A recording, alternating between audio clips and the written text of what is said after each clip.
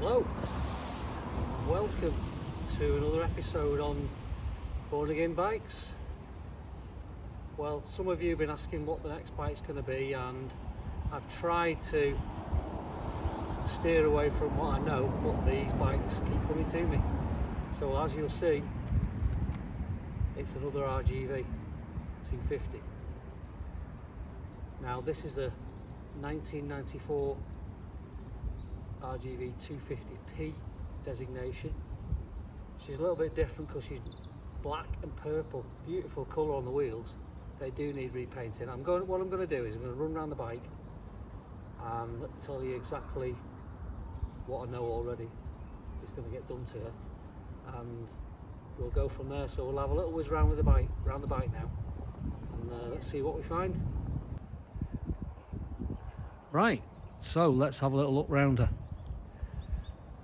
Now, a little backstory to this bike is it's a one owner. So the guy who owns it, he's been watching my YouTube channel and he thought it might make good content to recommission this bike. So after a few weeks of back into talking, we've finally got the bike up north. It's come from all the way down south of England, and yeah, so it's a one owner bike. It's done, would you believe, 4,361 miles, and it's owned it since 1996. So it's quite a rare situation for an RGV. Nearly 30 years old. Well, it is actually a 1994 model, but he bought it brand new in 96, so I guess it was probably sat in a showroom for a couple of years or hadn't been registered.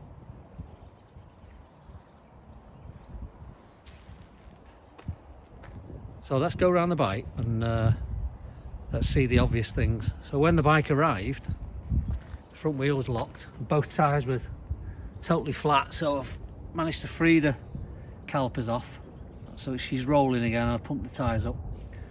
So the first obvious thing is brake rebuild.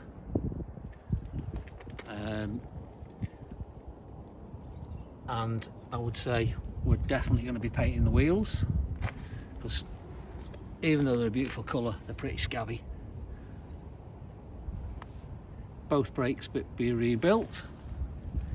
Then there's a lot of, because the bike's been sat for so long, damp's got to her in a garage, so there's a lot of fasteners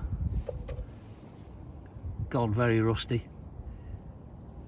So there'll be quite a bit of re-zinking of these parts. So for instance, that clamp, nuts and bolts, fasteners, a fair few exhaust brackets, they'll need redoing. We're going to be anything that's black, satin black paint, like that hanger, that'll be painted.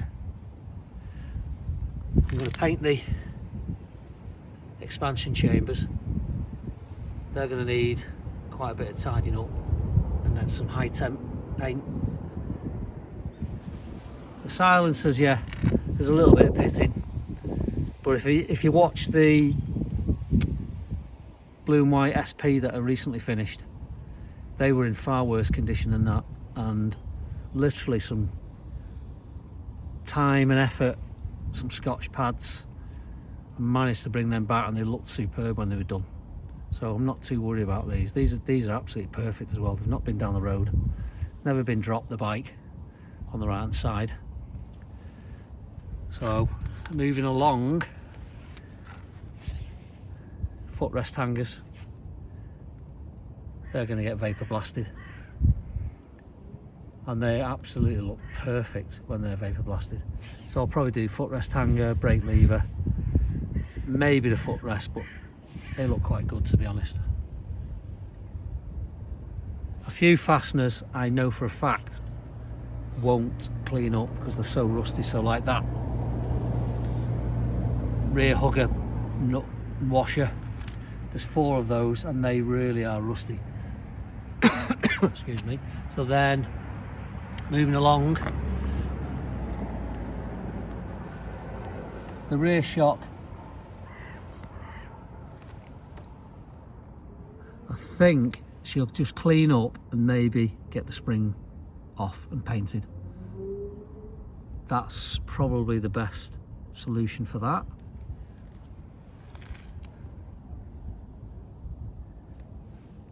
Sump plug, very rusty, that'll re-zinc. A lot of these parts will just be sent off for zinking. But it's so nice to see such an original bike because it's one owner. Nobody's been messing about with her. So moving up to the headstock, I would say this will clean up. It's quite tidy in the cockpit. It literally is just a bit of a clean up. Maybe paint the clock bracket and the fairing mounting bracket, because they've gone quite rusty. Get them blasted and paint them. But even from the factory, they don't need to be powder coated. These were just satin black cellulose paint, which I'll do again, so that keeps the originality. Front brake,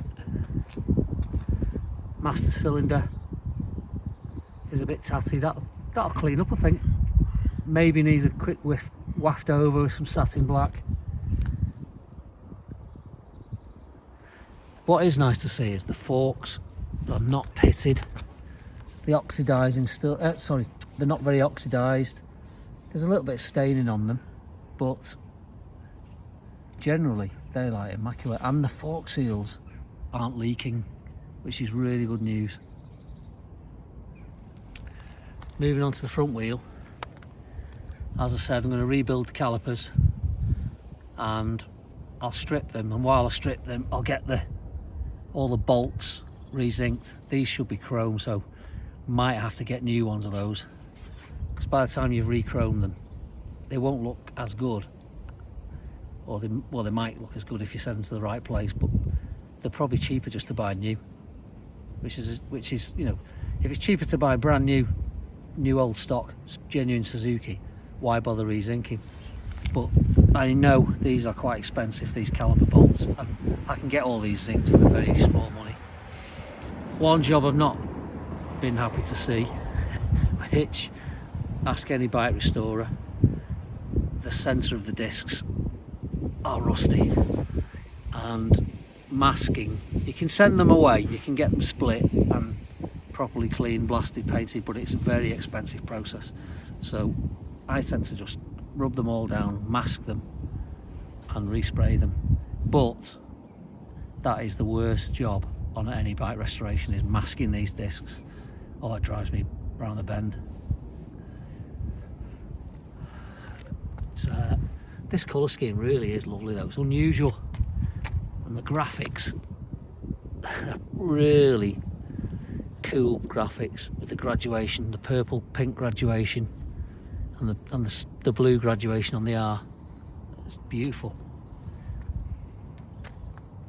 There's a little bit of a scratch on the fairing there, but it's not too bad. That'll probably polish out. So there's not going to be any paint on this bike. You can just see she's really dull, but if you just rub it, you'll see. Just rubbing it with my finger, it's just grime.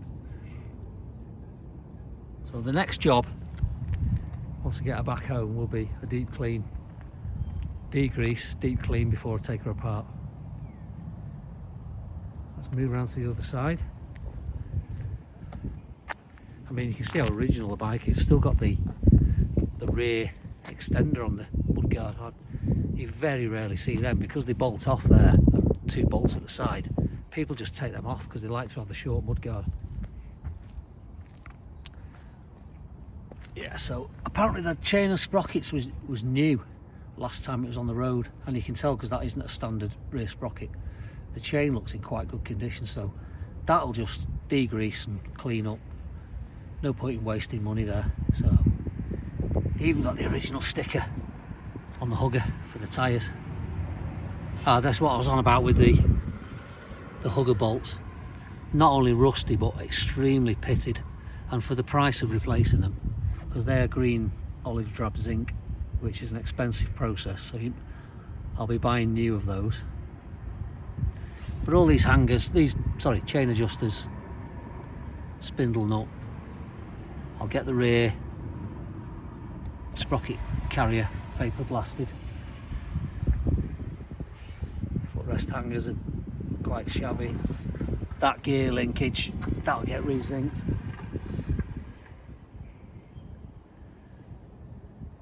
Paint the side stand. It's all just general, basic tidying. But, I mean, just when I give her a wash, like I say, she'll look a different bike. This side seems to be a bit more rusty, so I don't know whether it was a bit damper wherever it was on the left hand side, where there's some water coming in that side, because these banjos and the caliper bolts are in far worse condition on this side, and the speedo cable retaining sort of loop is really rusty, but that'll clean up and re-zinc. See, higher up she's all right, that's perfect condition there. What is nice to see, because it's such low mileage and been kept indoors, the switch gear, it's like brand new. It really is like brand new, both sides.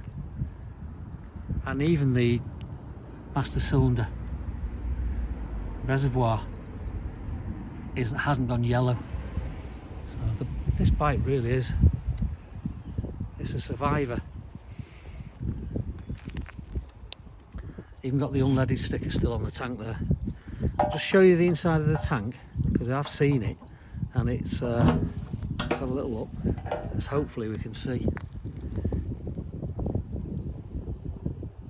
Let's have a look. Can you see in there? Hard to tell, but I do know it's got minimal rust. I won't even bother cleaning it out, it's that clean. So that's good news. Yeah, you can just see there, I think. So that's in good condition, which is a bonus, and the lock works freely.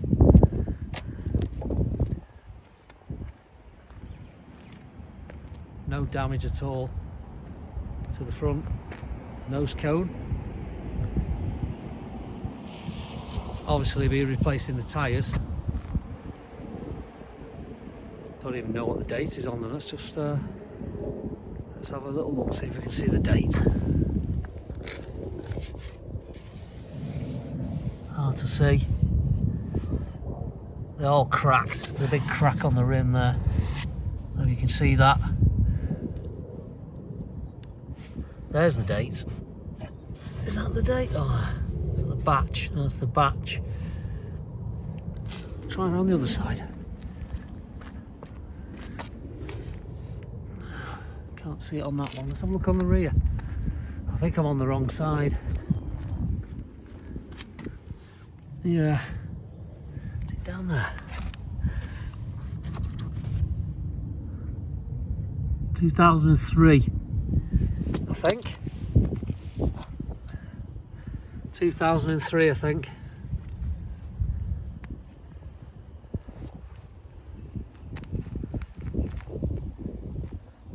I just noticed this. The yoke is a bit rusty in there. I need to give that a waft.